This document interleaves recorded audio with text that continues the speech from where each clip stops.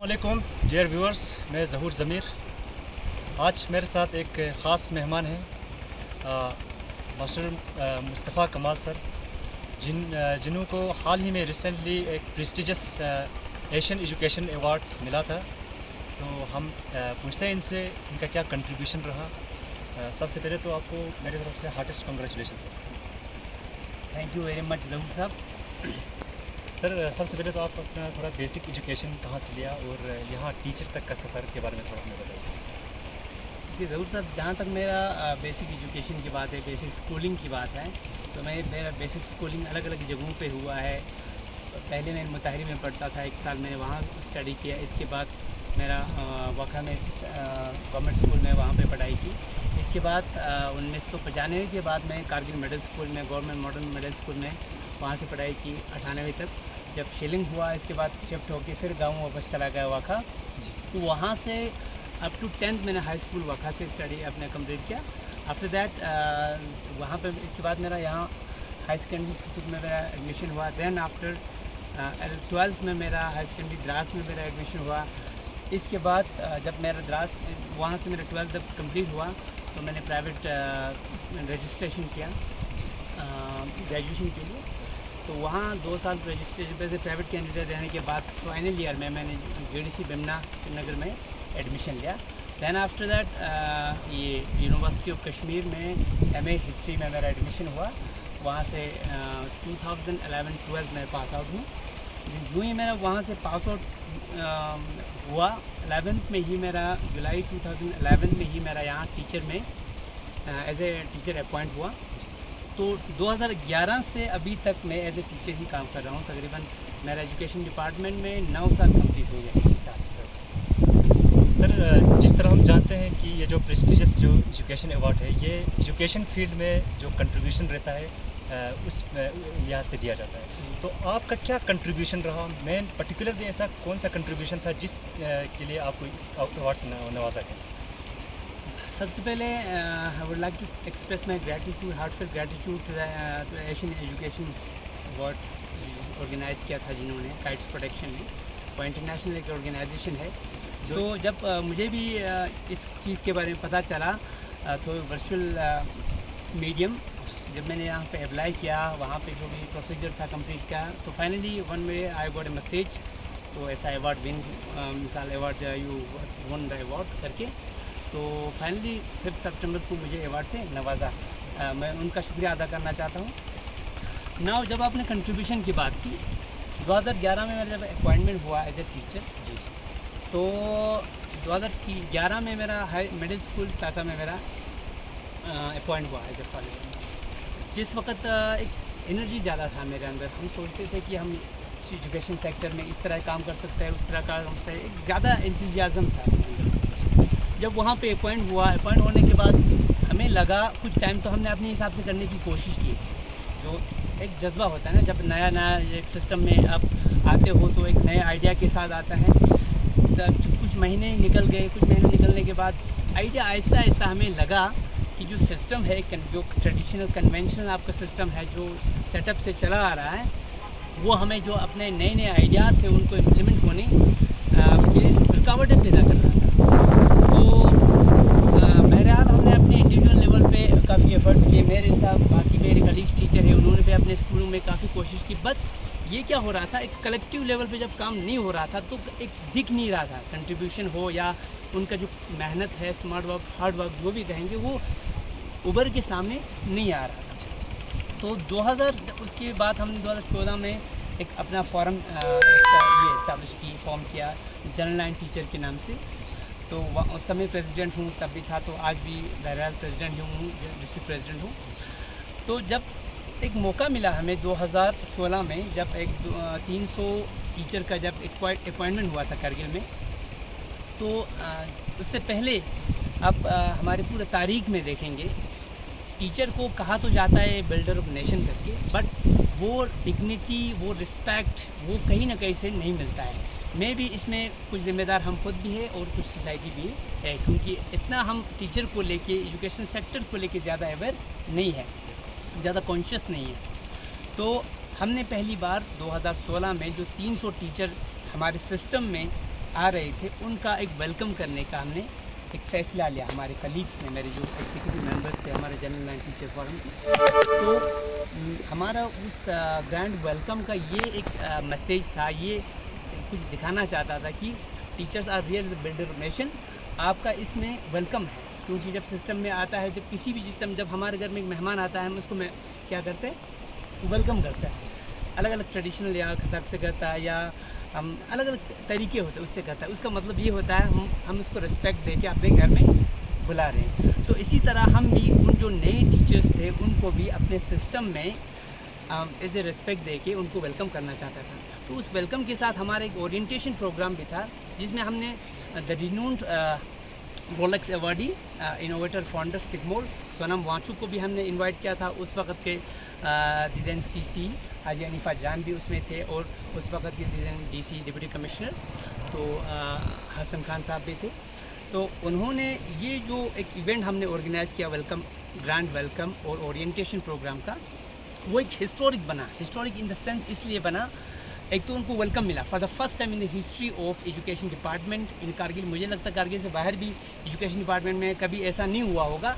एक grand welcome दिया, welcome के साथ एक ओरिएंटेशन प्रोग्राम था, की लेक्चर नोट था उनको एक ओरिएंटेशन प्रोग्राम के साथ, और एट द सेम टाइम हमने एक पावर पॉइंट प्रेजेंटेशन दिया, जिसमें हमारा एक पायलट प्रोजेक्ट इनिशिएटिव था।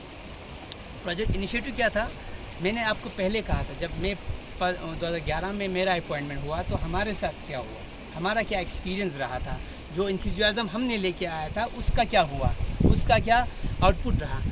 तो एक्चुअली हुआ यह था, उससे हमने सीख लिया था। तो 2016 के जो 2300 टीचर थे, हम चाहते थे कि उनके साथ भी वैसा ना हो जो हमारे साथ हुआ है। तो उनको एक ट्रैक दिखाना चाहता था। वो लोग उसमें से ज़्यादा लोग क्या थे, जस्ट पास आउट यूनिवर्सिटी से, कॉलेजेस से पास आउट थे।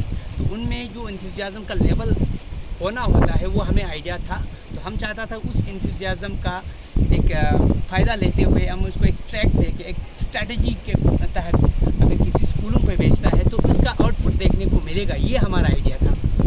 तो उस आइडिया से हमने एक पायलट प्रोजेक्ट इनिशिएटिव करके एक जनरल एंड टीचर फोरम की तरफ से प्रपोज़ किया हमारे काउंसिल को और डिस्ट्रिक्ट एडमिनिस्ट्रेशन को। उस प्रोजेक्ट में हमने क्या किया था, जनरल एंड टीचर फोरम ने हमने कहा था जो हमारे सेक्टर में अलग अलग स्कूल है, हम कुछ स्कूल लेंगे, अलग अलग ब्लॉक्स में एक स्कूल लेंगे, एक स्कूल एज ए अडॉप्ट करेंगे मॉडल स्कूल के बेसिस पे। उसमें जो टीचर जाएगा वो जो इसी हमने वॉलंटियर टीचर अलग अलग से उस वक्त जिनका जो वॉलंटियर था उनको हमने इनवाइट किया था, जो इन स्कूलों में काम करना चाहते। तो तकरीबन 50-60 हमारे पास वॉलंटियर टीचर थे। कौन उसमें से ज़्यादा लोग था वही जो नए 2016 के जो फर्स्ट अपॉइंटी थे वो लोग थे, जो क्या कहेंगे हम, वेल एक्सपीरियंस तो नहीं कहेंगे, वेल क्वालिफाइड थे, एजुकेटेड थे, और अलग अलग बाहर की माहौल से वो ये एक्सपोज थे।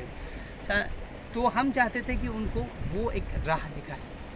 तो हुआ क्या था, at the end of the day हमने प्रपोज़ किया, काउंसिल का एक हाई लेवल मीटिंग हुआ, उसमें अप्रूव हो गया, और हमें फाइनली क्या दिया गया, 2 स्कूल, तो उससे 3 स्कूल दिए। उसमें हमारे कुछ टर्म्स कंडीशन थे। हमारे टर्म्स कंडीशन के हिसाब से हमने चाहा हमारे 5 से 6 लाइक माइंडेड टीचर एक स्कूल पे जाएगा, जिसमें अलग अलग सब्जेक्ट के टीचर होंगे। अपार्ट फ्रॉम दैट उसमें एक हेड मास्टर होगा जो एक्सपीरियंस्ड होंगे एक फील्ड में, वो भी एक डेडिकेटेड हो, जिसका खुद काम करने का शौक करता हो वो। तो वो जाएगा एक पर्टिकुलर स्कूल पे, गांव में हो या कहीं भी हो, मगर वो स्कूल कन्वीनियंट जगह पे होना चाहिए, क्योंकि ये जो हमारा प्रोजेक्ट था वो ट्रायल बेसिस पे था। ट्रायल बेसिस पे हमें कामयाब बनाना था, ताकि जब ये कामयाब हो जाए तो बाकी जो स्कूल है उसका role as a role model उस स्कूल को ले ले और वो भी उन चीज़ों को करने लगे। तो हमने कुछ कंडीशन रखे, उन कंडीशन के बेसिस पे हमने 2 स्कूल लिया फाइनली, मॉडल स्कूल लंकर से था और मॉडल स्कूल करज लिया। तो वहाँ पे टीचर गए। फाइनली आपको मिलता है 2 साल पहले की बात है, नोट से लास्ट ईयर की पहले की बात है। मिडिल स्कूल करज को आपको पता है नेशनल अवार्ड से नवाजा गया था फॉर इनोवेटिव आइडियाज़ करके एक वो। और मिडिल स्कूल जब करज लंकर से थंग की बात है, वो स्कूल तकरीबन हमने 0 लेवल से स्टार्ट की, और वो स्कूल आज आप जाके देख सकते हो। गलत कह रहा हूँ तो वहाँ के जाके स्कूल का मुआयना कर सकता हो। मिडिल स्कूल का तो बहुत मशहूर हुआ है आज के टाइम में।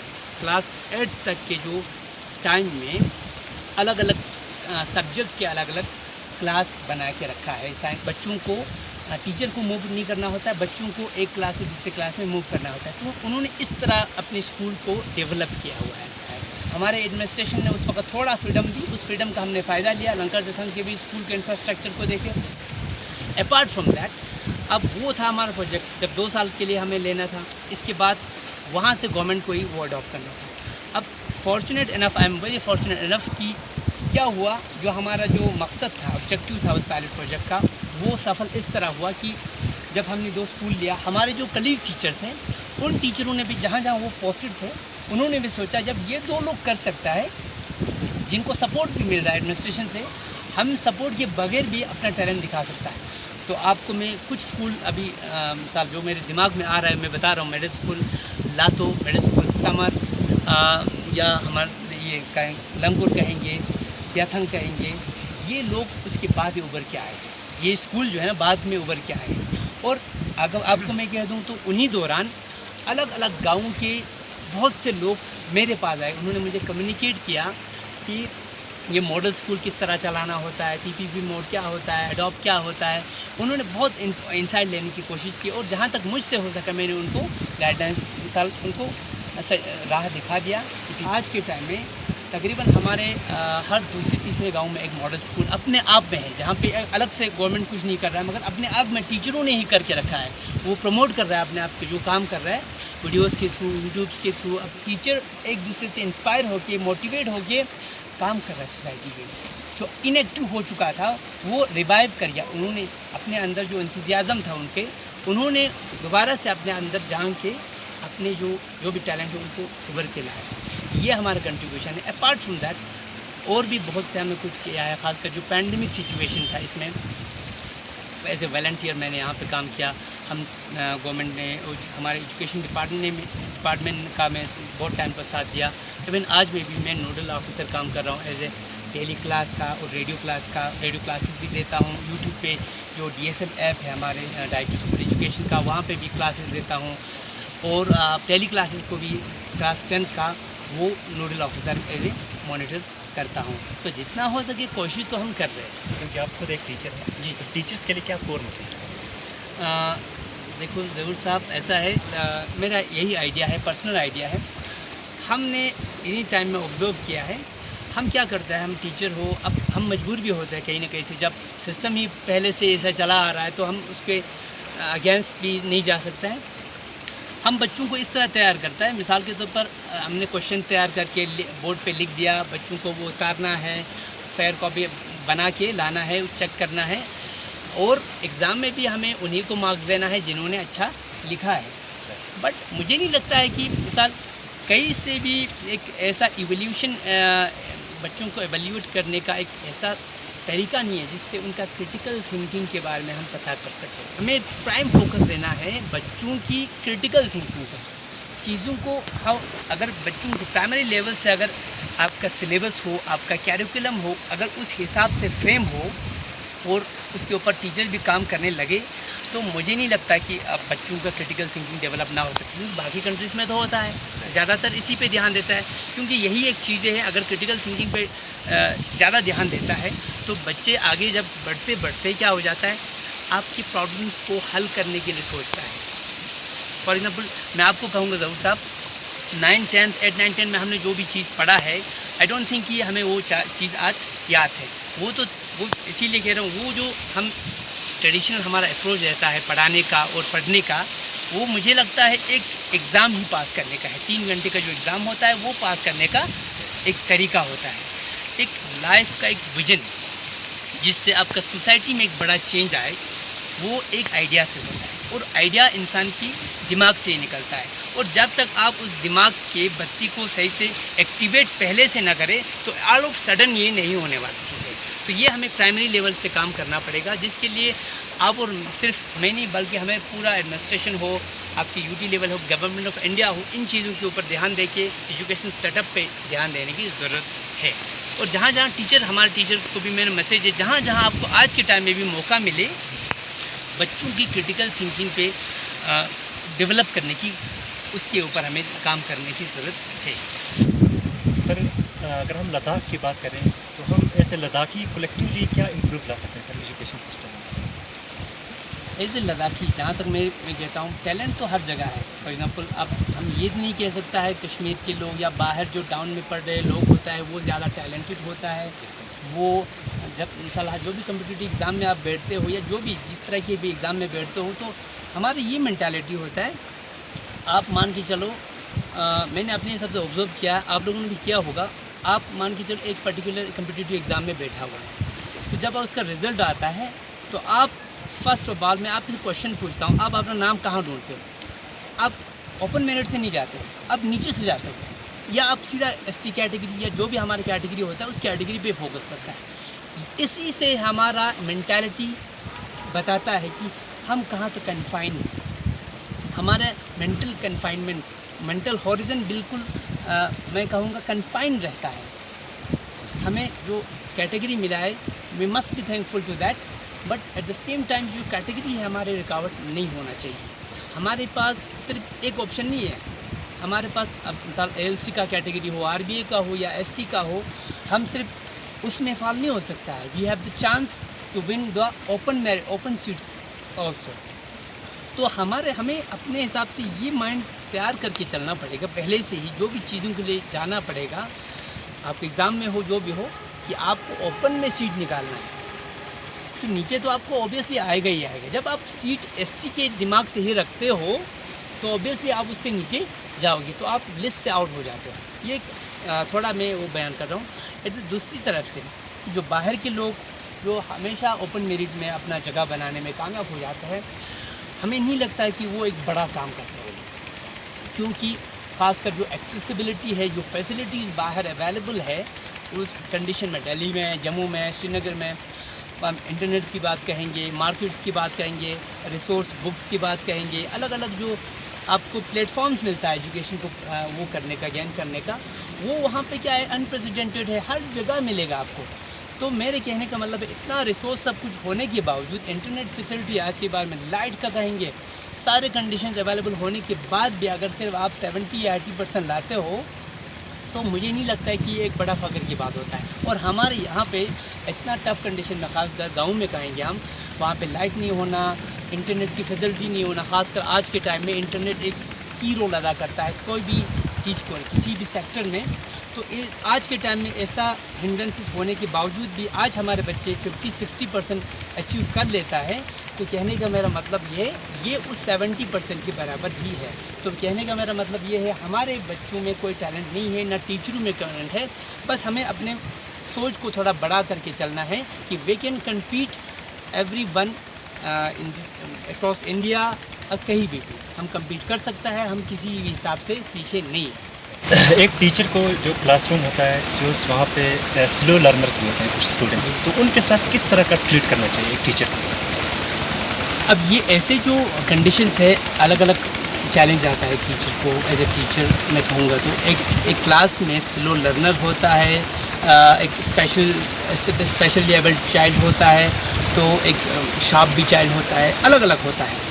तो अब ऐसा है कि एक शार्प बच्चे को भी लेके हम एक फास्ट भी तो नहीं जा सकता है किसी भी चीज़ को, जो वो बेचारा जो है आपके स्लो लर्नर है उस हिसाब से तो बीच पीछे ही छूट जाता है।